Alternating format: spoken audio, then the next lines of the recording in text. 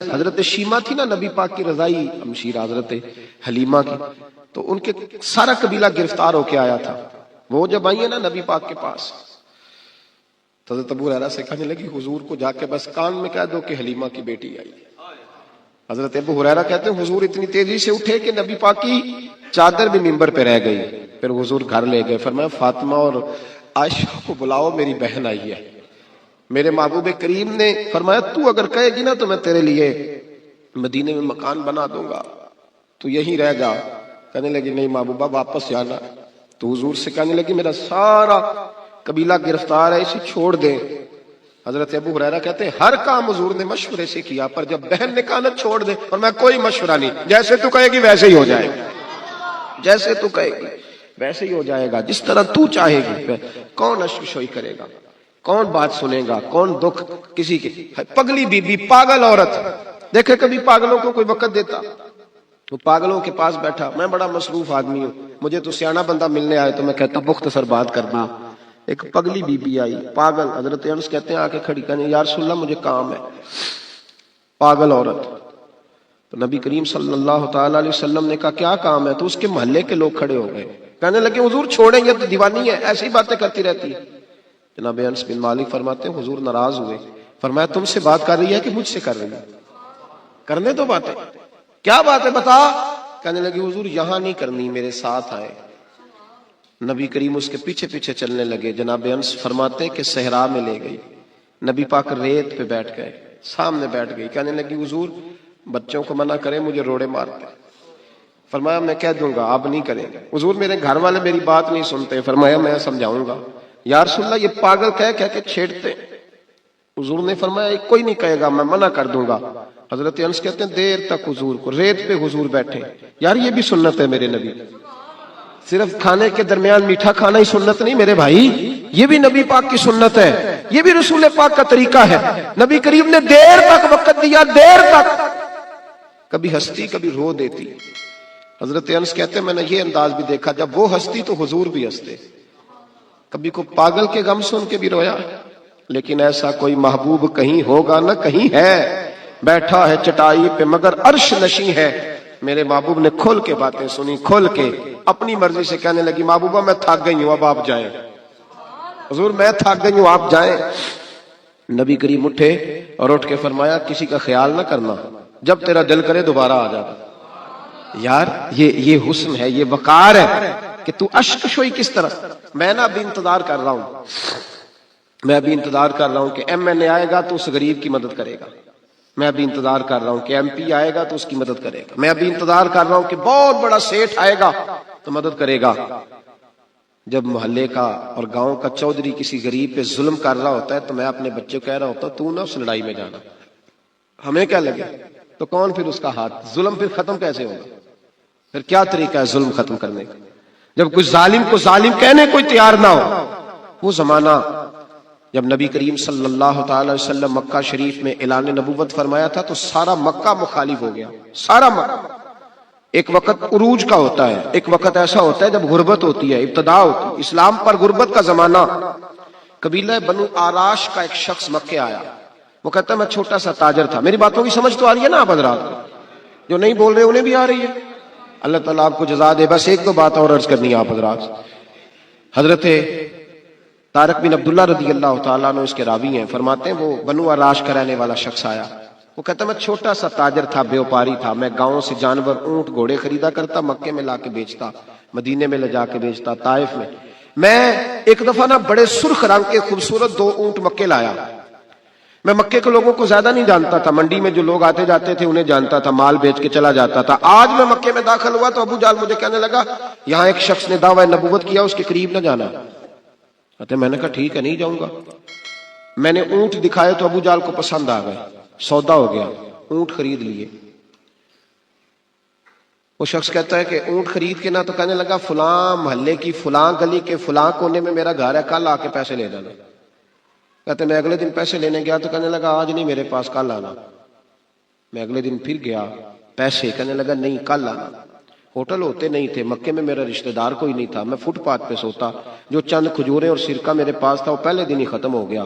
Investment بھی ساری وہیں لگی ہوئی تھی, گھر میں بچے بچیاں انتظار کر رہے تھے, میں بڑا مجبور ہوا, تھک گیا. تیسرے دن میں گیا تو میں نے کہا پیسے, کہنے لگا کل آنا. میں نے ذرا دبا کے بات کی, میں نے کہا یار میری کوئی پھپھو تو رہتی نہیں مکہ مکرمہ میں, غریب آدمی ہوں, میرے پیسے دے میں جاؤں. جب دبا کے بات کی تو کہنے لگا جا دوڑ جا, جہاں سے ملتے ہیں لے لے, بھاگ جا. یہ تاجر جب ڈوبتے ہیں نا تو معاذ اللہ تعالیٰ کچھ تو ایسے ہوتے ہیں جو خودکشی کر کے مر جاتے ہیں, اس لیے کہ بڑے لوگ ان کے ساتھ وابستہ ہوتے ہیں. جب کسی کی اصل راز ہی ڈوب جائے, کہتے ہیں میں کانپنے لگا. میں نے پوچھا لوگوں سے کہ تمہارے چودھری سردار بڑے کہاں بیٹھتے ہیں, تو کہا وہ جو حرم مکہ کے ساتھ ٹولیاں بنا کے بیٹھے ہیں نا, وہ سارے ہمارے سردار ہی ہیں. کہتے ہیں میں وہاں گیا, ابو سفیان تھے, ابو لہب تھا, عتبہ, طیبہ, شیبہ, ابو البختری, اخنس بن شریک, سب بیٹھے. میں نے جا کے کہا یارو میں بنو عراش کا رہنے والا ہوں, چھوٹا سا تاجر ہوں, 2 اونٹ یہاں لا کے بیچ بیٹھا ہوں, تو ایک شخص نے خریدے ہیں, وہ پیسے نہیں دیتا. کہتے ہیں عتبہ بولا یا ابو سفیان بولا, کون ہے جو تیرے پیسے کھا گیا, طاقت ہے کسی کی نام لے. تو کہتے ہیں میں نے کہا اس کا نام ابو جہل ہے. جب میں نے یہ کہا نا تو کہنے لگے اوہو وہ تو پیسے نہیں ملتے تیرے, وہ تو بڑا گنڈا ہے, تو بہت بڑے بدماش کے پاس مل گئے, وہ تو نہیں پیسے ملنے لگے, کبھی نہیں ملتے. فرماتے اب میں کانپا, اب تو میری امیدیں ٹوٹنے لگیں, اب میرے آنسو چھلکنے لگے. تو ایک شخص نے نا مذاق کیا, ادھر دیکھیے گا میری طرف, مذاق کیا. کہتے ہیں سامنے نا خانہ کعبہ کی دیوار کے ساتھ ٹیک لگا کے رسول پاک تشریف فرما تھے, نبی کریم بیٹھے ہوئے تھے, نبی کریم. تو ایک بندے نے معاذ اللہ ثم معاذ اللہ نقل کفر نہ باشد, اس نے نا مذاق کیا, کہنے لگا وہ جو بندہ بیٹھا ہے وہ تیرا مسئلہ حل کر سکتا ہے. کہتے ہیں اس نے مذاق کیا, باقی ہنسنے لگے. مجھے سمجھ نہ آئی کہ بھیجتے بھی ہیں اور مذاق بھی اڑاتے ہیں, لیکن ڈوبتے کو تنکے کا سہارا. میں حضور علیہ السلام کے قریب پہنچا, نبی کریم کچھ وظیفہ پڑھ رہے تھے. یہ غریب آدمی نا بیچارہ وزیر سے بھی ڈرتا ہے تو پیر سے بھی ڈرتا ہے کہ کہیں طبیعت پہ کوئی چیز گرا نہ گزر جائے. تو کہتا ہے میں ڈرتے ڈرتے نا پیچھے بیٹھ گیا کہ فارغ ہوں گے تو میں بات کروں گا. فرماتے میں ابھی پیچھے بیٹھا ہی تھا, پورا بیٹھا بھی نہیں تھا کہ میرے رسول پاک نے میری طرف توجہ فرمائی, رخ میری طرف پھیرا, 2 جملے نبی پاک نے کہے تو مجھے یوں لگا جیسے پردیس میں مجھے ماں مل گئی ہو. 2 جملے. پہلا فقرہ حضور نے فرمایا پردیسی لگتے ہو, اور دوسرا فقرہ فرمایا پریشان لگتے ہو. فرماتے ہیں بات چھم چھم میرے آنسو گرے, چھم چھم. او بھائی کوئی اپنا ملے تو رونے کا مزہ آتا ہے نا, کوئی دکھ پوچھے تو پھر بندہ آنسو گرائے نا, ہر ایک کو تو دکھ سنائے بھی نہیں جاتے. وہ شاعر اردو کا ہے, آپ کی سمجھ میں آ گیا تو بڑا اچھا ہے. اس نے کہا تھا کہ ہجوم غم میں بھی توہین ضبط غم نہ ہوئی, ہم اس احتیاط سے روئے کہ آنکھ نم نہ ہوئی. ہجوم غم میں بھی توہین ضبط غم نہ ہوئی, ہم اس احتیاط سے روئے کہ آنکھ نم نہ ہوئی. ہم روئے بھی ہیں پر ہم نے کوشش کی ہے کہ کوئی ہمارے آنسو نہ دیکھے, چھپ چھپا کے روئے. فرمانے لگے نبی رحمت صلی اللہ علیہ وسلم نے فرمایا پردیسی اور پریشان لگتے ہو. کہتے ہیں میں جب رویا نا تو کریم رسول نے کام بھی نہیں پوچھا, یہ بھی نہیں پوچھا مسئلہ کیا, مجھے تبکی دی. فرمایا چپ کر, روتا کیوں ہے, جیسے تو کہے گا ویسے ہی ہو جائے گا. کیا کہا بریلی کے امام نے, فرمانے لگے غم زدوں کو رضا مجدہ دیجئے کہ, جاؤ اعلان کر دو, غم زدوں کو رضا مجدہ دیجئے کہ ہے, بے کسوں کا سہارا ہمارا. نبی کریم نے فرمایا فکر نہ کر, جیسے تو کہے گا ہو جائے. کہتے حضور پہلے مجھے گھر لائے, سرکہ کھلایا, کھجوریں دی, دودھ پلایا. میں 2-3 دنوں کا بھوکا تھا, میں نے راج راج کے کھایا. کہتے ہیں جب میں سیر ہو گیا نا میری تسلی ہو گئی. اب حضور نے فرمایا بتا تیرا مسئلہ کیا ہے. سارا علاقہ کسی اور طرف ہے, شہر کسی اور طرف ہے, پر میرے نبی حق کے ساتھ ہے. حالات نہیں ہے اس وقت کے حق کے ساتھ کھڑا ہوا جائے, پر حضور حق کے ساتھ ہے. میرے نبی کریم سید عالم صلی اللہ تعالی علیہ وآلہ وسلم نے فرمایا, کریم رسول فرمانے لگے کیا مسئلہ ہے. ابو جہل پیسے نہیں دیتا. فرمایا اس نے کیوں نہیں دینے, دے گا پیسے, کیوں نہیں دینے پیسے. دیکھ کچھ لوگ شرافت کو بزدلی سمجھتے ہیں. وہ ایک درویش تھا تو کسی نے سخت بات کر دی, تو کہنے لگا میرے ساتھ سخت بات نہ کر, اٹ سٹ تے پکھڑا کوار گندل, اسی اور بھی بوٹیاں جاننے ہیں. اٹ سٹ تے پکھڑا کوار گندل تے اسی. اور اس کا ترجمہ اقبال نے بھی کیا. اقبال کہنے لگے ہو ہلکا یارا تو بریشم کی طرح نرم, پر رزم حق و باطل ہو تو فولاد ہے مومن. رزم حق و باطل ہو تو اشداء علی الکفار رحماء بینہم, کافر پہ سخت اور آپس میں رحم. یہ اصول ہے مومن کا. نبی کریم نے فرمایا کیوں نہیں پیسے دینے, دے گا. ان الذین قالوا ربنا اللہ ثم استقاموا تتنزل علیہم الملائکہ, جو رب کا نام لے کے ڈٹ جائے اللہ اس کی مدد کے لیے فرشتوں کا نزول فرما دیا کرتا ہے. نبی کریم علیہ السلام ساتھ چلے آہستہ آہستہ. اور بھائی کاؤنسلر رکا بھی لکھ دے تو اس کی مہربانی. ویسے تو کاؤنسلر کے دروازے پہ سویرے کو چلا جائے نا غریب آدمی، امیر آدمی پہ تو خیر پرچہ بھی ہو تو ایسا سب پوچھتے ہیں چوہدری صاحب درخواست آئی ہوتا کی کرنا ہے، تو غریب آدمی کو لے جاتے ہیں.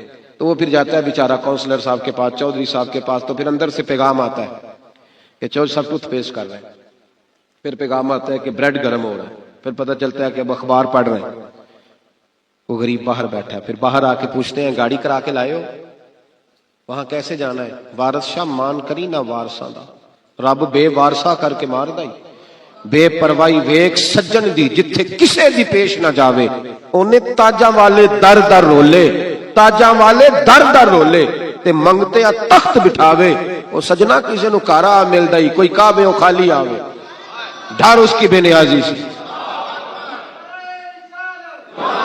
اور بڑے بڑے حاجی نمازی، ناراض نہ ہونا میری بات، بڑے بڑے حاجی نمازی حق کی بات کرنی ہوتی ہے تو پیچھے ہٹ جاتے. ایک بابا بلے شاہ صاحب کی بات نہ کر دیں درمیان میں.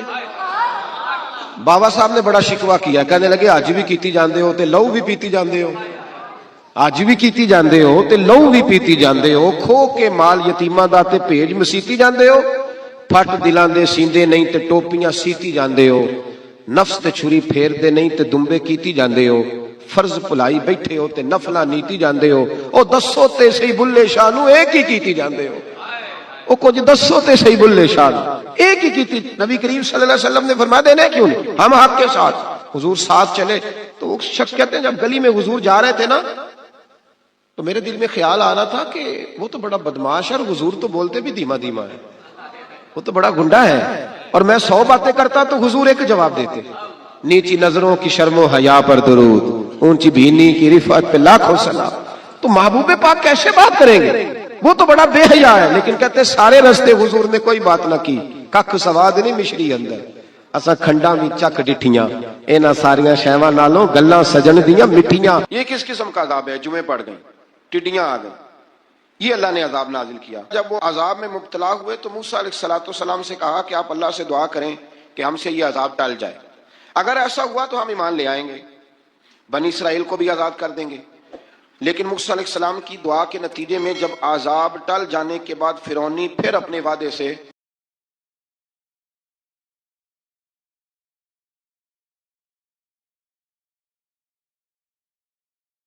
یہ تھی حضرت شیمہ رضی اللہ عنہا کی پاکیزہ اور ایمان افروز زندگی کی ایک جھلک، ایک ایسا رشتہ جو بچپن کی محبت، خدمت اور وفا کی مثال بن گیا.